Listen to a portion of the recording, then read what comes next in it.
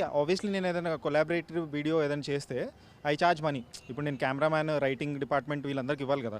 So it's a part and parcel of my job. ఇప్పుడు ఏదైనా influencer ఎవరైనా ఉన్నారనుకోండి, డబ్బులు ఆబ్వియస్లీ అడుగుతాడు. ఆ లాజిస్టిక్స్ అవన్నీ నేను చూసుకోవాలి కదా.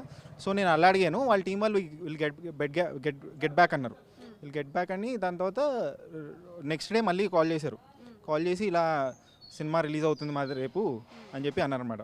అయితే నేను సినిమా చూస్తాను మీది, but if I like it I will tell, బాగుందని చెప్తాను, లేకపోతే లేదు అని చెప్తాను. సినిమా రిలీజ్కి ముందు I will promote, but genuinely నాకు ఏమనిపిస్తే అదే చెప్తానని చెప్పాను.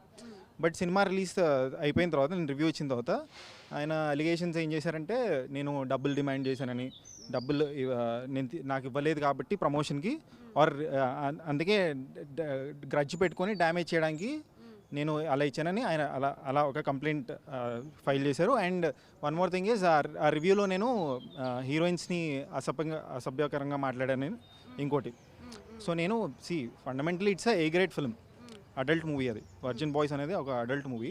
సో ఆ అడల్ట్ మూవీలో నేను ఆ ఆస్పెక్ట్లో మాట్లాడాను.